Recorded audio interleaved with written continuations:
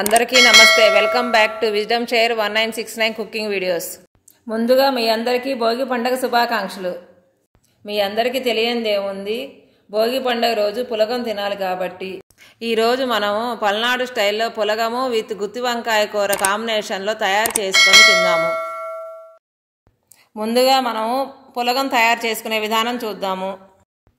ఇప్పుడు ఒక గిన్నె తీసుకొని దాంట్లో 3 గిద్దల బియ్యం పోసుకొని శుభ్రంగా 3 సార్లు వాష్ చేసుకోవాలి. ఇప్పుడు ఇంకో గిన్నె తీసుకొని దాంట్లో ఇప్పుడు 3 గిద్దల బియ్యం పోసుకున్నాం కదా, దానికి గిద్దెడ పెసరపప్పు పోస్తున్నాము. ఈ పెసరపప్పును కూడా 3 సార్లు వాష్ చేసుకోవాలి. ఇప్పుడు ఈ రెండింటిలోనూ తగినంత వాటర్ పోసుకొని ఒక అరగంట సేపు నానబెట్టుకోవాలి. అరగంట సేపు నానిన తర్వాత పెసరపప్పుని బియ్యంలో పోసి కలుపుకొని కుక్కర్లో పెట్టుకునే వాళ్ళైతే ఈ వాటర్ అన్నీ వంపేసేసి గిద్దెకి 3 గిద్దల చొప్పున వాటర్ పోసుకోవాలి. మనం 3 గిద్దల బియ్యానికి 1 గిద్దెడ పెసరపప్పు పోసాం కాబట్టి గిద్దెకి 3 గిద్దల వాటర్ చొప్పున 12 గిద్దల వాటర్ పోసుకోవాలి. అదే విడిగా ఉంచుకునే వాళ్ళైతే ఇంకొంచెం ఎక్కువ మరిన్ని నీళ్ళు పోసుకొని ఉంచుకోవాలి. నేనైతే ఉంచుకుంటాను కాబట్టి ఇంకొన్ని వాటర్ ఎక్కువ పోసుకుంటున్నాను. ఇప్పుడు ఈ గిన్నెని పొయ్యి మీద పెట్టుకొని అన్నం పొంగొచ్చే వరకు కూడా మంట హై ఫ్లేమ్లో ఉంచుకొని పొంగొచ్చిన తర్వాత మూత తీసి మంటని సిమ్లో పెట్టుకోవాలి.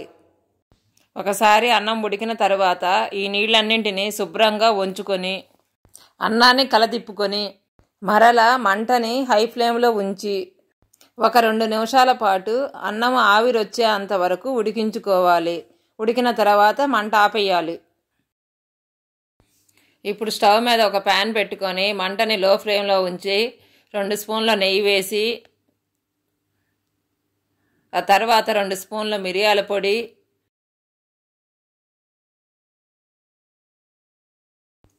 1 స్పూన్ జీలకర్ర, కొన్ని జీడిపప్పులు వేసి బాగా కలదిప్పుకొని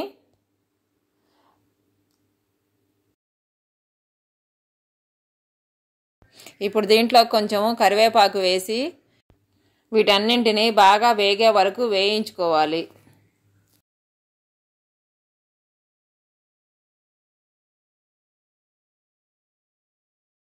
ఇప్పుడు ఒక డిష్ తీసుకొని పెరుగన్నానికి సరిపడే అన్నం పక్కన ఉంచుకొని కతిమ అన్నం అంతా కూడా ఈ డిష్లోకి వేసుకోవాలి. ఇప్పుడు ఈ అన్నంలోనికి మనం వేయించుకున్న మిశ్రమాన్ని మొత్తాన్ని వేసుకొని ఇప్పుడు దీంట్లోకి చిటికడంత పసుపు వేసుకోవాలి. పసుపు అనేది కంపల్సరీ కాదండి, మీరు వేసుకోవాలంటే వేసుకోండి, లేకపోతే లేదు. ఇప్పుడు ఈ అన్నం మొత్తాన్ని కూడా బాగా కలుపుకోవాలి. అంతే అండి, పులగం తయారైపోయింది.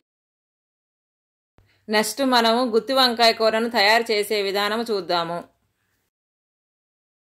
ఇప్పుడు స్టవ్ మీద ఒక ప్యాన్ పెట్టుకొని మంటని లో ఫ్లేమ్లో ఉంచి 1/4 కప్పు అంత కొబ్బరి తురుము వేసి బాగా వేయించుకోవాలి. కొబ్బరి తురుము అనేది లేకపోతే కొంచెం కొబ్బరి ముక్కల్ని కోసి వేయించుకోవాలి. కొబ్బరి అనేది బాగా వేగిన తర్వాత ఎరుపు కలర్లోకి వస్తుంది. చూసారు కదండి, కొబ్బరి ఎంత బాగా వేగిపోయిందో. దీన్ని తీసి పక్కన ఉంచుకోవాలి. ఇప్పుడు ఇదే ప్యాన్లోకి 2 స్పూన్ల ధనియాలు, 1 స్పూను జీలకర్ర వేసి వేగేంత వరకు వేయించుకోవాలి.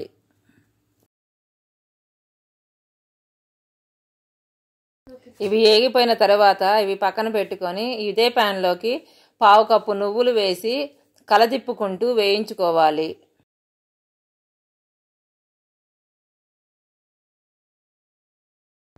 చూసారు కదండి, నువ్వులు కూడా కలర్ మారినవి, వేగిపోయినాయి. ఇవి కూడా తీసి పక్కన పెట్టుకోవాలి. ఇప్పుడు ఇదే ప్యాన్లోకి 4-5 ఎండుమిర్చి వేసి వేయించుకోవాలి.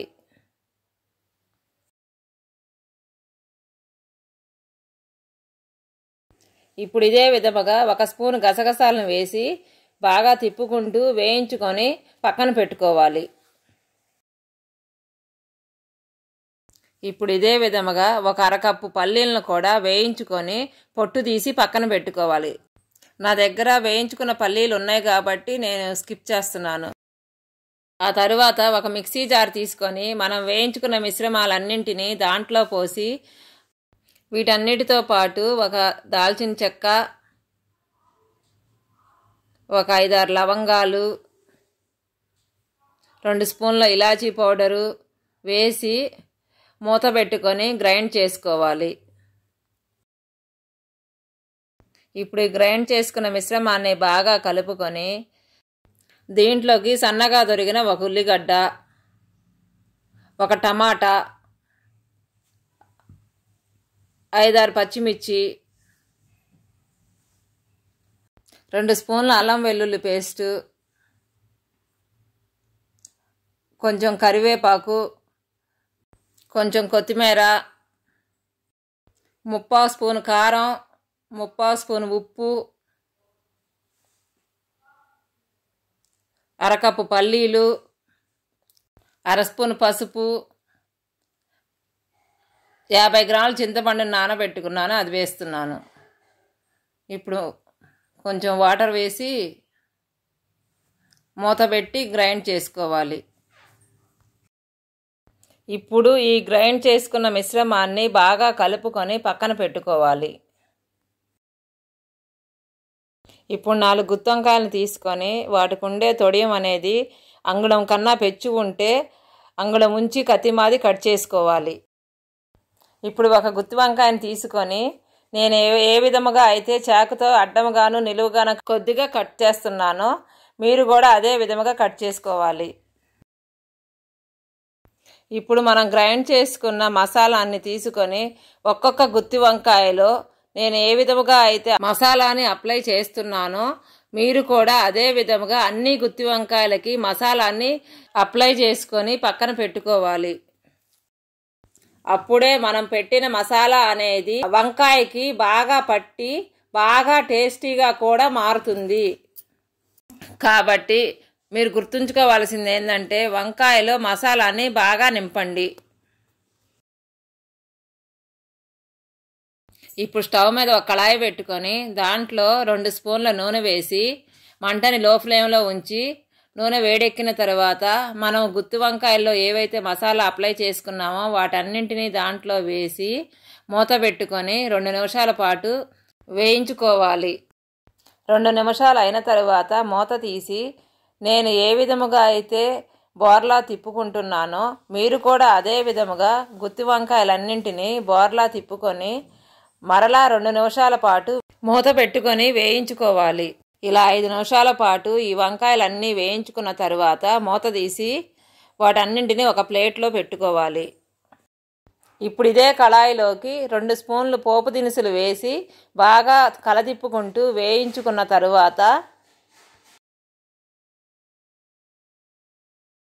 ఇప్పుడు మనం తయారు చేసుకున్న మిగతా మసాలా అంతా కూడా ఈ కళాయిలో వేసి మొత్తం బాగా కలిసేటట్టు కలుపుకొని ఒక గ్లాసు వాటర్ పోసుకొని బాగా కలుపుకోవాలి. ఆ తరువాత దీంట్లోకి కొంచెము కరివేపాకు వేసి బాగా కలదిప్పుకొని మనము ఇందాక వేయించుకున్న వంకాయలన్నింటినీ కళాయిలో వేసుకొని మూత పెట్టి ఒక 5 నిమిషాల పాటు ఉడికించుకోవాలి. చూశారు కదండి గుత్తి వంకాయలు ఎలా ఉడికిపోయినాయో. ఇప్పుడు ఆ గ్రేవీ అంతా కూడా బాగా కలదిప్పుకొని గార్నిష్ కోసము కొంచెము కొత్తిమీరని వేసుకుందాము. అంతేనండి, గుత్తి వంకాయ కూర విత్ గ్రేవీతో తయారైపోయింది.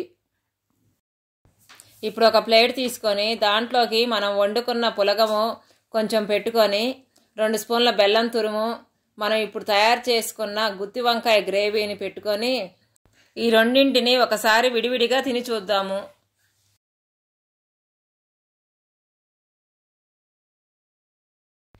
అబ్బా, 2 కూడా చాలా బాగా కుదిరాయి. పల్నాడు స్టైల్ పులగమ మజాకా. Thank you for watching. మీకు మా వీడియో నచ్చినట్టయితే please like, share, subscribe and click the bell icon.